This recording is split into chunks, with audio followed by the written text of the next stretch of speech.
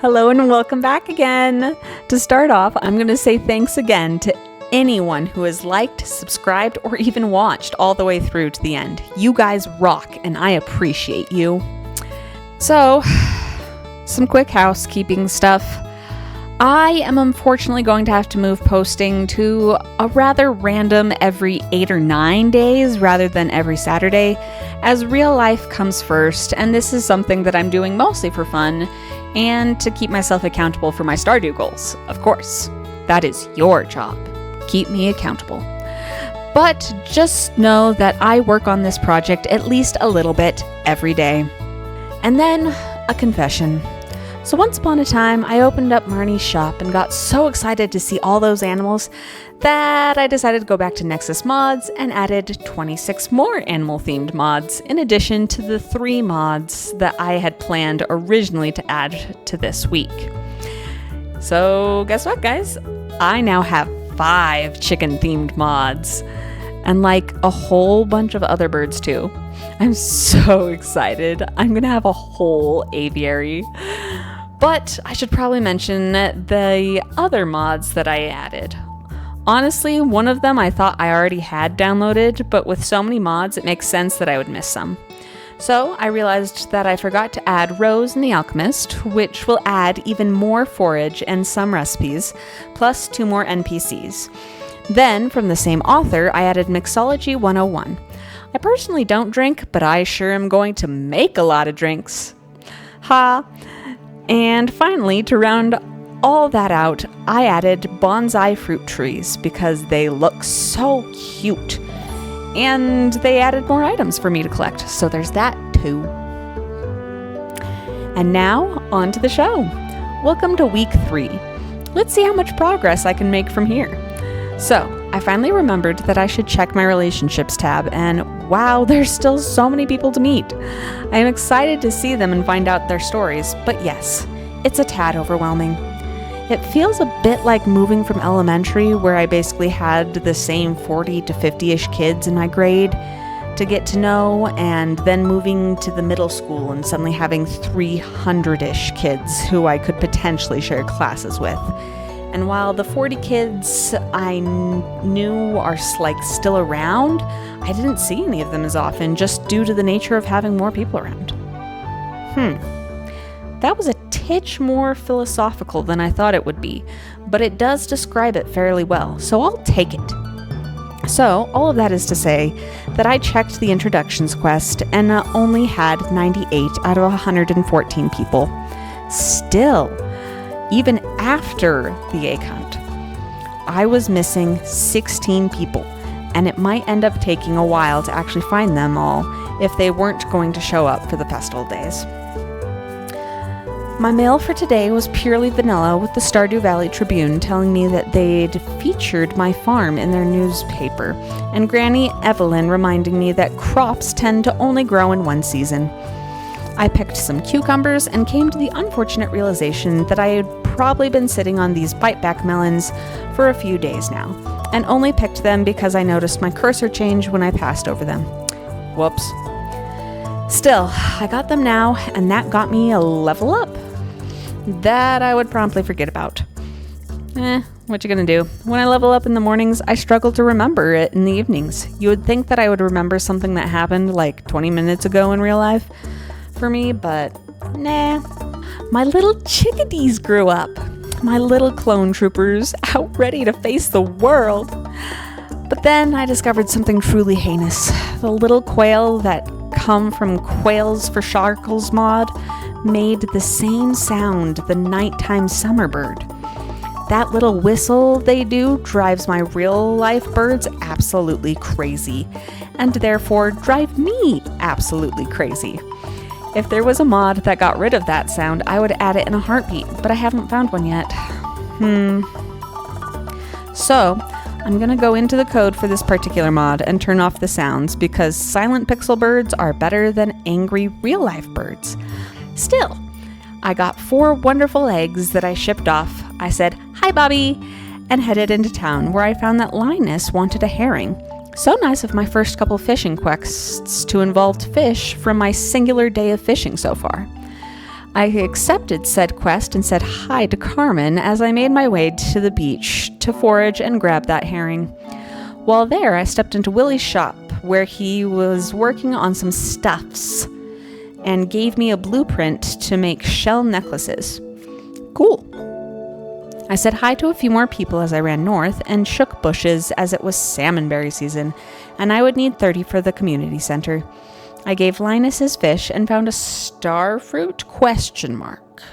Like the title was literally the word starfruit with a question mark at the end of it.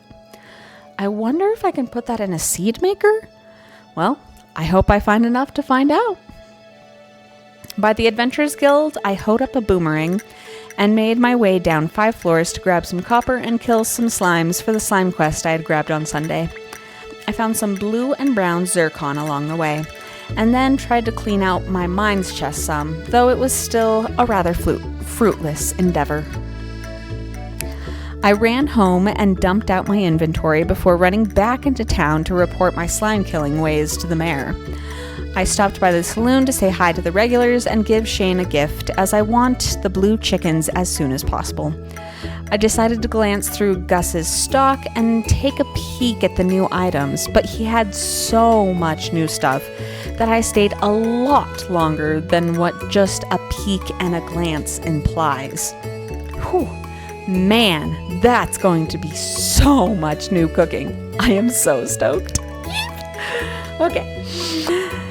I then remembered it was Olivia's birthday and thought I might be able to give her a gift, even though it was pretty late. So I ran into her house, but she was already in her room, so I said hi to Victor instead. I made my way back home and found a new color of star shard, which I thought was exciting, before actually making it home and crafting my first big chest, though it for sure won't be my last. I then proceeded to forget I had leveled up and decided to hit the hay so that I wouldn't take a hit for tomorrow's energy. Once again, whoops. Level 2 farming had enough new recipes that I couldn't see all of them, just like level 1. I wonder if that's going to be a farming exclusive for this playthrough. And star shards, once again, made most of my income. Day 16 was my first day of rain since the 3rd, which was kind of surprising to me as I'm usually a little bit more lucky with the rain. But, I mean, you get what you get. So, I decided to just appreciate the day of no watering for what it was. In continuation with the Queen of Sauce giving me pretty on-point recipes, I learned mud pie from the radio to go with the rain coming down. This, I know, wasn't on purpose, but it was still cool. I said, "Hi, Bobby," and headed out into the rain and mud to start my day. The mailman came even with the rain to deliver news that Willie might have some new stock that probably coincided with the beach forage mod. That also added a lot of the seashells I had been finding. And Pierre sent me another ad. Well, I wasn't going to buy any fertilizers from him, but that was fine. He had plenty of other things that I would have to buy from him later. I checked on my chickens and quail, my wonderful clone troopers. Though I didn't sell their eggs right away for this day, wanting to save some of the smaller eggs for cooking later. The eggs get bigger pretty fast, all things considered. I picked some flowers and carrots and replanted the exact same things, and then grabbed all the new museum donatables, the geodes I had, and the vanilla spring forageables I had for the community center. I had kind of hoped that I would find enough salmon berries before I got there, but that didn't end up happening. Instead, I wandered through town, saw that Jade wanted a gold bar, but without the fortuitous trash drop, that wasn't going to happen. So I passed on that one. At the beach chest, I had the realization that it might be possible to grab the second backpack upgrade if I sold a bunch of stuff. So I decided to try. I sold as much of the modded stuff off to Willie and decided to bring up my bamboo rod home in case I decided to do fishing more thoroughly one of these days. Still, even with the fish cells, I only had about 7,900. So I decided to finish off my museum donations in hopes I could at least finish off that goal for the day. I got some seeds I had never seen before in the museum rewards, and they were a spring-summer crop.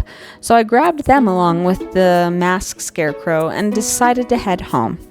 I did stop inside Pierre's to see if the mushrooms I had picked could help boost my money for the pack. The stuff I had picked up did bring me up to 9,000, but that wasn't quite enough. So I ran to the community center to donate my leeks and dandelions. Though looking back on it, I probably could have waited a bit longer. I made my way home, planted my new trellis crops, and sorted through my chests in hopes I could get enough gold as Pierre's wouldn't be open tomorrow. I spent too long on these tasks and didn't make it back in time. A bit frustrated with myself, I gave Caroline a lemon because life was giving me lemons, so I would just give them to someone else. But she seemed pretty happy with it, so there's that. I did a quick run to Ridgeside to look for more of that Ridgeside forage. I found some cherries, but it is going to be a close call on whether or not I'll get all of the forage I need before the season is over. Getting back to the farm, I decided to spend the evening clearing out debris. With a stroke of luck, right as midnight hit, I also hit something, a rock, and got a level up notification, so I spent another hour and a half clearing out the area by the greenhouse. I was so focused that 140 snuck up on me, and I raced to my house and passed out on the edge of my bed. But as long as I'm in the house, there's no money withdrawal, because Linus or Joja or whoever drags me to Harvey's can trespass onto my farm if I pass out there, but they won't go inside my house. Level 4 mining was cool with a dwarven pulverizer, and level 4 archaeology had a sifter and a glass brazier recipe. Cool stuff. Day 17. The mail for the day was Dad saying that he thought the article in the paper meant I was rich enough to put him in a bungalow.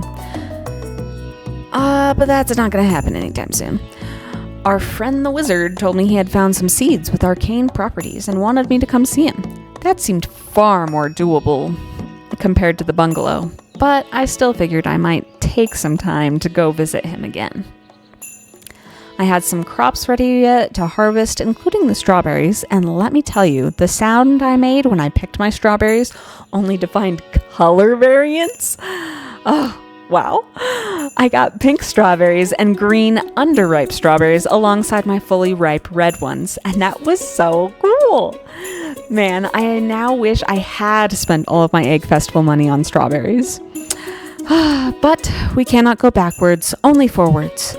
So I got through my morning chores before looking over what I had gathered so far and compared that to what I needed in the community center before deciding to do another foraging day at Ridgeside. While there, I found the traveling cart lady. Ma'am, how did you get your cart and your pig to fit in the tram car? Is there a minimum weight on that thing?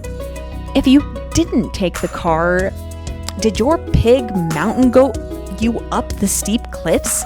Is your pig just absolutely jacked? Huh. The world may never know.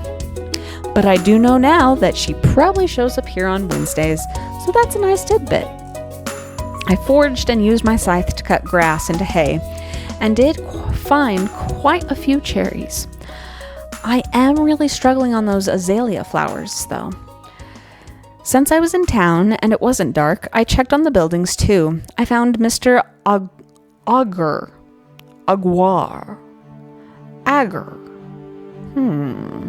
who I thought was a priest of some kind, but he might be a mad scientist instead. Either way, he is rather grumpy. I said hi to Bert, who is not grumpy, Alyssa, who said that she believes in me, which is a nice validation to have. I traveled through the vineyard and saw some modded trees, which I wanted to hug and was afraid people might judge me. Which, I mean, maybe, but if someone judges me for hugging trees, then they aren't the kind of people I want in my life. I broke into several people's houses, even if they weren't there, sat on a child's toy, said hi to Kiara, who recommended the shops in town for me, Lola and Freddie, who farm in the morning together, which is very cute, and Kenneth, who checks the lamps in town every week, apparently. He said he checks just to be safe, but now I'm wondering, safe from what? Well, Shanice was having a productive day, and Torts made spring turtle noises but kicked my dandelion away when I tried to give him one. You will be my friend, Turtle Man. I haven't watched every iteration of Ninja Turtles for you not to be. Zoe's favorite thing is turtles too.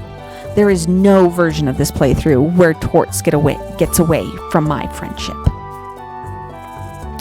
Anyway, Sean tried to jump scare me. I found the local grocery store, but it looked like they're closed on Wednesdays too, which, come on, man. With Pierre's closed, this is just a missed opportunity. Whatever. I'm not still bitter about that backpack upgrade.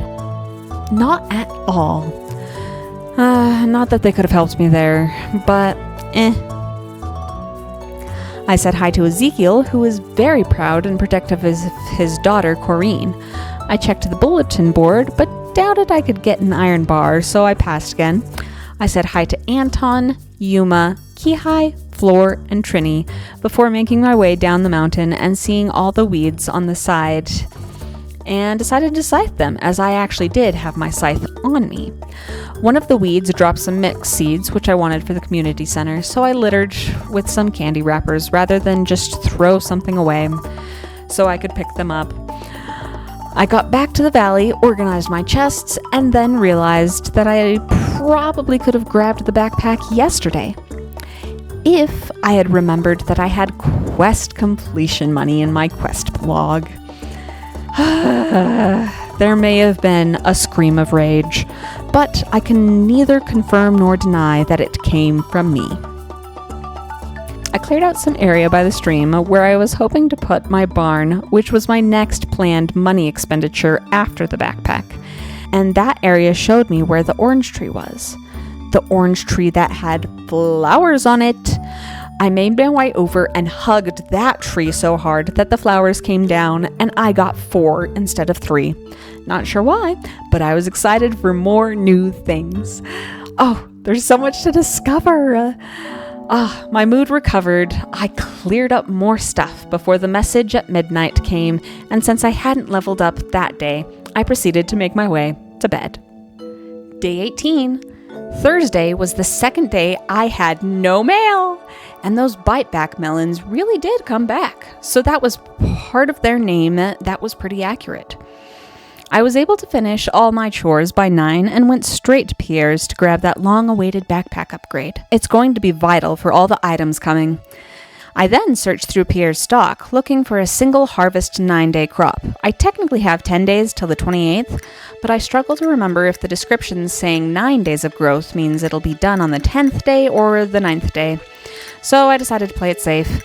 I grabbed the last of my saved-up quest money to purchase 11 daylily bulbs, as that was how many open places I currently had on my field. Said hi to a downtrodden Pierre and a not-so-downtrodden Jasper, and a proud parent Carmen, before making my way to the beach, hoping for a conch shell. Though I had no such luck, and instead grabbed all the other random forage I could find, including Spongiforma, which had an interesting description. I gave Sophia a fruit on my way back to my farm and happily continued foraging through the area. I realized I could now access that area that was hidden in the cliffside, and upon entering, I found such a fun place. I also realized it's not part of the expanded mod, but rather a whole flowering tree cued me into the fact that it was from Lumisteria's Serene Meadow mod. There were meadow mixed seeds and actual seed packets that showed up as I scythed the weeds in the area, and overall, it was just all very exciting. My backpack was very full at that point, so I actually made my way back to the farm where I planted my daylily seeds and emptied my bag so I could grab some more stuff. I also remembered that I needed to visit the wizard, not just from the mail from yesterday, but also from the letter I got on day 7. By having not visited the first time, the 2 cutscenes played one after the other, and it was actually kind of hilarious the differing tones that the alchemistry mod had compared to the magical crops mod. Still, they were both great scenes, and I'd recommend both mods to anyone who is interested in more magical playthroughs. After my doubled-up visit to the wizard, I continued foraging for stuff and scything for hay, and while scything, I found out what the strange stick things that are around the map are. They're cattails from the Baubles mod, and I was honestly just so excited to find out how to actually collect them. I got home past midnight and put all my stuff away before going to sleep, and then of course realizing that I could have cleared out my farm some more because I had forgotten that I had leveled up in farming that morning, which was slightly disappointing that I hadn't used my excess energy. But in more interesting news, the trend of the farming unlocks being too big for my screen continued with level 3 farming. Day 19. The postman got back to work on Friday as Evelyn sent me some spring-summer multi-harvest crops. Jody requested a cauliflower. Someone mysterious told me that I could now visit them through the glowing rune in the corner of the Cindersap map. And I got a wonderfully long letter about beekeeping and how beehives will work with the Murmur of Bees mod installed from Marnie. I am very excited for that one. As a beekeeper in real life, I freaking love bees and honey and all the little things that bring those things to life. After that long letter, I was surprised to find a letter from Robin telling me that she would love some fresh local honey. How exciting! I'll need to get on that soon. I said, "Hi, Bobby," collected my eggs from my brave trooper birds, and planted some of the free crops I had gotten yesterday from the flower grove and from the wizard. I then said hi to the mysterious cookbook lady and the traveling cart before going to the glowing rune, where I found a fawn by the name of Sivene, guardian of a rather magical area, and a seller of more magical seeds. Though I can only buy some on days where she's by her stand, and she wasn't there while I explored her sanctuary. I then foraged some more around the lake before heading to Marnie's to see her new queen bee stock, and saying hi, of course. I then said hi to Andy and went to the beach to check for conch shells again. Still none, but I did say hi to Blair, Carmen, Elias, and Elliot, though. I said hi to quite a few people in town as well, and went back to my farm and decided to do some more clearing, as I had a slightly more thought-out idea of where I wanted to put my upcoming barn. And then, about 10 o'clock, when I had run out of energy, I decided to head up to Ridgeside to check for some forage real fast, since I still had time before 2 a.m. I managed to find a Ridgeside azalea, and that was really nice. Then, on my way back, I said hi to Corrine, who must have been at the saloon. Upon getting home, I shipped off some duplicates in hopes I'd have enough to commission a barn for the next day, and went to bed, where I reached level 8 foraging. I think level 8 foraging is roughly the halfway point between 0 and 10. Don't quote me on that, though. So the fact that I've reached that point in spring without reading any books is wild. And then my shipping screen showed me that I had shipped off plenty, so that was nice too. Day 20. The Queen of Sauce radio taught me how to make a cabbage roll, and the calendar reminded me that it was Shane's birthday. I almost always get up to 8 hearts with Shane first, because I just love blue chickens. But also because my very first Stardew playthrough happened when I was feeling a bit more depressed, and I loved seeing him go from suicidal to actively trying to make his own future brighter. His bedroom and continued gift tastes for beer may bring his spouse score down, but he'll always have a special place in my heart. And while this particular playthrough only has mods that add items, I do know that there are mods that help fix those things that others don't like as much about him, and I look forward to playing those one of these days. Well, now that you've all heard a brief summary of my defense of Shane, let's see what was in my mailbox. Aster sent me some pink morning glory from the Mountain Vapius. Do I know an Aster? I'll have to check. Which was very sweet, as I do like flowers. And the foraging people sent me a letter about how I could grow giant crops out of some of the forage in the valley. At some point, probably after reaching Key's walnut room, I do want to grow every type of giant crop I can, and have added plenty of mods that add giant crops too. But that's pretty far off in the future. For now, I was just excited to see that they had sent me some forest lavender seeds. The clone birds were already out and about, and while looking for Alpha 17, he's always the missing one, I accidentally said hi to Doom twice. Everyone say, "Hi, Doom!" At that point, it was time to gather the rest of the stone I needed for the barn. I may have looked up the prices on my phone, but the barn needs 350 wood and 150 stone. So I grabbed the wood and wandered through the uncleared areas of my farm, and by 2 I had finished gathering the stone I needed. I placed the other random items into my chests and gathered a few more things that I wanted to donate to the community center and the cauliflower that Jody had requested before taking the backwoods to Robin's. I got that going and bought the pathing recipes before saying hi to Robin and Demetrius, who I also gave a mushroom to. I gave Maro a daisy, Eloise some cherry petals, and donated my other items to the community center. I'm getting confused why I had brought extra wood when wood wasn't needed. Ah, dear. Penny and Jazz liked the cherry petals too, and I checked the help wanted board to see that Shane wanted a cauliflower. Sorry, Jody, you're just gonna have to wait another day. Shane asked for something on his birthday, and he was going to get it. I went inside to say hi to Pierre and Caroline, though. People like to give Caroline daffodils in spring to get her up to 2 hearts early, but I like to give her horseradish. Because she likes them the same as daffodils, they have special dialogue, and it's a passive-aggressive move against Pierre. What's not to like? I said hi to Alex and went to the saloon to buy a beer for Shane. I haven't seen any of his cutscenes yet, so I don't feel bad about it. And loved gifts on birthdays are always the best options. I gave him his beer and said hi, gave him his cauliflower, and then said hi to the rest of the saloon goers. It was while I was heading to the beach that I remembered why I had brought the wood, but I hadn't brought enough wood. See, the construction bundle asks for wood fences instead of plain wood, but I had brought 99 wood instead of the 100 wood needed to craft 50 fences. Whoops. Oh well, I'll just chop a tree real fast and drop those off again. No, I didn't bring my axe either. Okay, so I guess that's not happening today.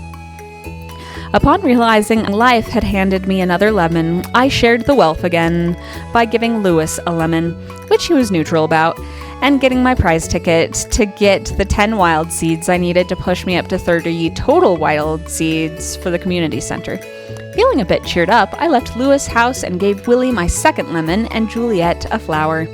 I also gave Jarek a flower and went to the beach where I found the raccoon. Man, I haven't seen my feral buddy in like a week. I gave him a fruit and he gave me another nod-on tulip. What a great trash panda. I grabbed the rest of the beach forage, and at the fishing chest, I gathered all of the clam shells, as those were also needed for the community center, and I was hoping between the beach chest and my farm chests, I could have the 15 needed for the summer foraging bundle. I gathered a whole bunch of forage by Shearwater Bridge, said hi to Morris at 11:30, and gave him a berry before running home and heading to bed for the night. While sleeping, Mr. Key flew overhead, dropping mystery boxes over the valley. Sunday brought the Queen of Sauce to the TV, and she taught me how to make radish salad. Shane sent me a recipe for pepper poppers, and I finished all of my morning chores. I then gathered the community center donatables and the cauliflower for Jody, just like yesterday. On the way to town, I ran into Rose. What a cute mouse. I forgot that Jody would be at the church, so I said hi to Vincent instead. I was in a pretty good mood, so I went around gifting daisies to Moon, Penny, Haley, Sophia, Philip, and Pierre before getting Jody her cauliflower and saying hi to George and Andy while I was at it. At the community center, I got the peppercorn and clams donated to the summer foraging bundle, the fences to the construction bundle, and the mixed seeds to the exotic foraging bundle. I found another geode egg node outside the carpenter shop and gave some cherry petals to Adine and a fruit to Linus. I found a prehistoric tool and a trilobite in an artifact spot, and again by the Adventurers Guild, I found another Digging Like Worms book for some more archaeology experience. If this sounds like I was having a repeat of last Sunday, then you would be correct. That is almost exactly the same as last Sunday. I wonder if that's just a bug in the code or if every Sunday will be like that. I guess we'll find out. I did some quick mining and killed enough bugs to complete that Monster Slayer goal. Woohoo! But I had forgotten to grab food in my chest, and I had really come to the mines to grab the small mana bombs that I had. So I left on floor 28. See, I had filled my silo and needed to grab some more hay, and the only way to do that while the coop feeder is filled is to blow the hay up. I was going to need so much hay as time went on, so I wanted to start collecting now. Also, I now had more backpack space, so I could bring some of the stuff gathered in my mining chest home, so that was exciting too. I went to the guild to grab my insect head sword and got a cutscene with Robin and Marlin talking about a project that Marlin wanted to get done. Robin wasn't sure she could do it, but with multiple people chiming in that they would help pitch in, with Marlin providing 500 stone, me providing 600 wood, and the wizard offering 500,000 G, she said that she would do it. It's nice that I won't have to provide all the materials for this project. This time at least. Anyways, after giving Marlin a gift and collecting my new sword from Gil, I went back to the farm and set off a bomb next to my sleeping chickens. Being the experienced troopers they are, they slept right through it, and I collected 236 pieces of hay, putting 4 back to replace the ones I'd taken, out of the feeder, and then scythed out a bunch of hay from my farm until about midnight, where I then went to bed.